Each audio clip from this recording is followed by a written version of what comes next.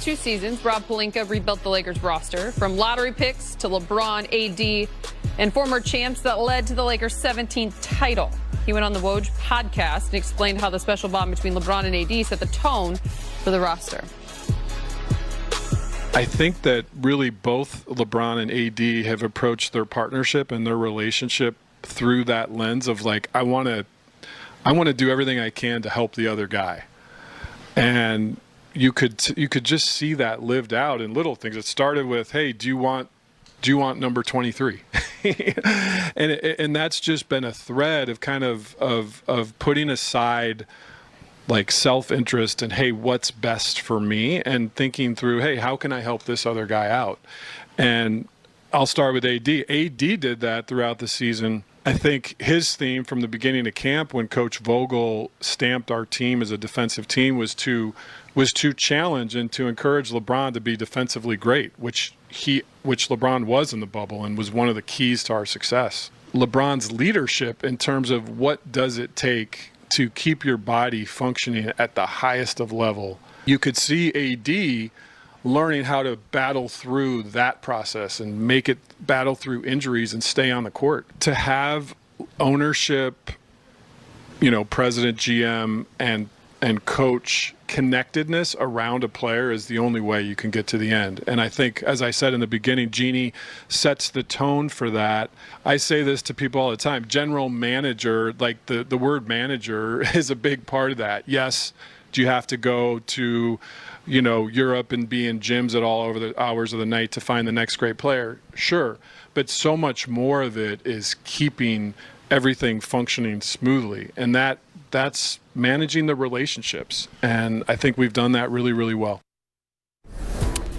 Now, Rob and the Lakers added 9 new players to the roster this season. Next season could present similar challenges. 5 vets have player options for the upcoming season: Bradley, AD, KCP, JaVale, and Rondo. 5 more are free agents: Dudley, Dwight, Markieff, J.R. Smith, and Dion Waiters. So, Kyle Goon, the Lakers have kind of been in this position before, just a season ago. Can they do it again? Will they do it again? Let's start there. Yeah, I think there's a lot of factors that will allow them to build at least a championship competitive roster. I think, at a certain point, everything is a little bit of give and take, and will things break your way? But I think the conditions are such that the salary cap is a little uncertain. So there might be less money overall in free agency anyway. So you might have some vets hitting the market and saying, you know what, I've made some money, I want to win a ring. And this seems like a great situation to do it. There's going to be some tough decisions, as you guys mentioned, with Rajon Rondo, with Dwight Howard. Can those guys come back in? Can the Lakers actually pay them enough to retain them? But if they are looking to repeat, I think the Lakers bring them back. Then there's a couple other options that we can get into a little more. Yeah, this happens with every championship team in just about every pro sport. You're going to get plundered by other teams that say, hey, you know what? That guy looked good in the playoff run. This guy could help us. The other teams are going to want part of that Laker magic, any championship team, really. And so the Lakers are going to lose some people. There's no way this roster is going to be intact. It just isn't. I think that's pretty evident to most people. The question is, who do they really want to keep and how much are they willing to pay them? The key point for the Lakers, speaking dollars and cents here, they don't want to go too far into the cap as far as multi-year deals. Hang on, Bruz. Stop right there. What is the salary cap? Yeah, right. What is it? Because I don't know. Yeah, we're all waiting for that. We're waiting. That's still way up in the air. Hopefully we're going to find out within a couple weeks. But there's so many variables. Obviously, no attendance once there was a shutdown. No concessions, no parking, no merchandise at individual arenas. So how does that affect everything? No ticket sales, the most important thing. So will the salary cap be depressed? I'm sure it will be. How much will it be depressed is the big question. Then you look at the Lakers. They don't want anyone really on their cap after this upcoming season. Obviously, LeBron's still going to be there. A couple other players as well. They're going to want to save a lot of money to go for some big-name free agents a little less than a year from now. Yeah, and actually, I think what a lot of teams are anticipating is the salary cap is going to stay the same as this year at about 109. The key number is the luxury cap figure. How far can the Lakers spend above the salary cap? And that's going to be tricky for guys like KCP, who's probably going to opt out of his deal. He would make $8 million if he opts in. He can probably make way more than that if he opts out. And so the Lakers have the ability to sign above the salary cap to bring back a guy like KCP. But how far above can they sign him? And is somebody with cap space going to say, hey, that guy's a pretty good shooter. He's really rejuvenated his image in the last year. We want him. So I think that's going to be some of the offseason trickiness for the Lakers. Kyle, do you see the Lakers giving a lot of one-year deals, except for the AD contract? Whatever he wants, he can get up to 5 years, obviously. But they want to kind of stay pretty sound after the season so they can go out for a guy maybe like some of the big names out there. I'll let you name the names. Yeah, I mean, well, we all are keeping an eye on Giannis, sure. Right? I mean, that we can't tamper. But, I think for the Lakers, a guy like KCP, who is still in his 20s, I mean, for as long as he's been around, KCP's still a youngish guy, seemed like a key piece, obviously gets along great with LeBron and AD. He's a foundational piece, but other guys, I mean, you see this line of player options, including JaVale McGee, Rajon Rondo, Avery Bradley, guys who will get off the books either way after next year. I think what we've learned is that there's a lot to figure out. And, oh, by the way, you've got about 6 weeks to do it when you're talking to the NBA. A lot of number crunching. Which, speaking of, Michelle Roberts, the executive director of the NBPA, tells friend of the show, Mark Medina of USA Today, we have free agents that are losing their minds, as are teams that want to engage and negotiate. So that's something we don't have the luxury of delaying a decision on. Now, Mark Stein of the New York Times tweets, some teams, I'm told, are preparing for NBA free agency to begin as early as November 20th or November 21st, 48 to 72 hours after the November 18th NBA draft. If the plan to start the 2020-21 season, December 22nd, goes ahead. Further clarity is expected by week's end. I'm already exhausted. We are a week away from Election Day. Have you voted? Staples Center is open as a polling place, one of the many NBA arenas that have been transformed for this November's general election. People have been going to Staples Center since it opened on Saturday. It also has official drop box locations for completed vote-by-mail ballots. Checking in with y'all. Hey, listen, we right around the corner. Make sure y'all get y'all ballots, fill them out, get them casted in, get them sent in. Do not wait around, man, get it done. Voting is very important, and we know how important this moment is. So make sure y'all get those ballots filled out, man, and, take care of that side because it will make a difference. And we want to see change, and this is our opportunity to do so. So let's get it done, man, more than a vote. Now, if you haven't voted yet and choose to do so at Staples Center, you can get this custom purple and gold Lakers I Voted sticker, which is pretty cool. The Lakers aren't alone in this. The NBA, its teams and players have been very active getting the message out in the lead up to November 3rd.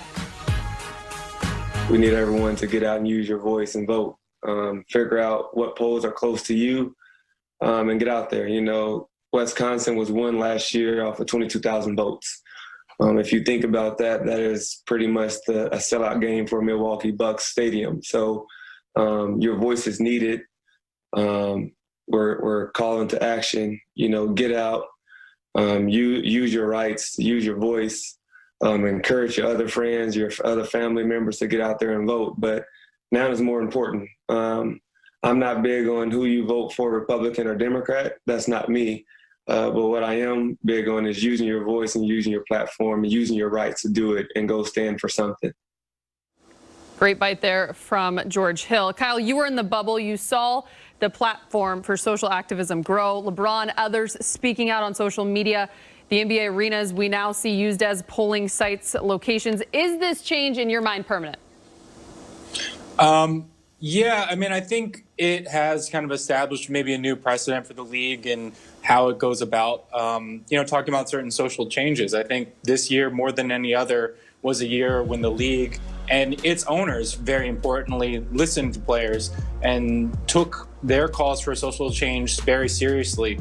And this is something that came directly out of the work stoppage, a commitment by the owners to use those arenas, many of them funded by public money, as voting sites. And I do think in future elections, even though obviously this presidential election is seen as a very pivotal one in American history, I think this will be something that continues, and I hope it's something that continues.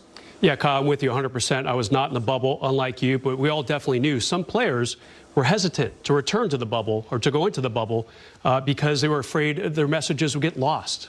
You know, maybe basketball takes precedence. That was not the case. I feel like the players, probably to a man, could say, hey, you know, I feel like we were able to disseminate the info that we wanted to. We were active on social media. We were active in post-game interviews with reporters, pre-game interviews, whatever type of interviews. And I think that it probably is here to stay until the players say, you know what, we're now happy. We are satisfied that things have changed permanently. When that day will be, I don't know. We don't know. But it was really an amazing thing to watch. That's what I was going to say, because I think when you look at the NBA alone, though other professional sports teams I feel like have followed suit, the NBA alone and the lead that it took in all of this, they're never going to be satisfied. So when you think about it, though there is nothing more important than now in this election, because it's the next one, and as Kyle, you mentioned how pivotal it is in our country, what is next? What is next in your eyes? Yeah, I mean, I think it's just sustained. I think it's about just continuing to listen and not just the players using sort of a high leverage moment of the bubble to continue to get their message heard. I mean, I think it's interesting because, you know, players and owners, frankly, often have very divergent political ideas. But I think the fact that owners were willing to listen, put their money behind certain initiatives, make certain statements. I mean, you look at what Jeannie Buss has done, and I did an interview with her earlier this month where she talked about how certain social justice movements have affected her personally and how she interacts with the world and how she talks to her friends. I think that kind of change is the most important when you look at the league, its owners, and a lot of very wealthy people who now have ears for this moment. What's next? I want to see players run for office when they're done with their careers. It's happened from time to time. J.C. Watts was a college quarterback who ended up running for office. Bill Bradley, way back in the day, Democratic senator. But you know, I want to see more players, not while they're still playing. Obviously, that can't happen. But maybe they enter political lives once their careers are done. What's the average length of an NBA career? 5 years, 6 years? Whatever it is, it's not forever. A lot of these guys are in their late 20s or early 30s when they're done. Even the best are done by mid to late 30s usually. And see what else is out there. See how you can politically affect change in your own city. And you know who continues to affect change, not just between the lines and dictates outcomes of games, but LeBron James. I don't know about you guys, but waking up this morning seeing this, one final word from him in his show on The Shop. They dropped this video on social media. Yes, that's President Barack Obama. If you haven't seen it, you have to go listen to it. He will be a guest on the next episode of LeBron's show, The Shop, on HBO. Seems like a good time to book him, Brez. It premieres this Friday. Can we get him? Talk about someone who knows timing.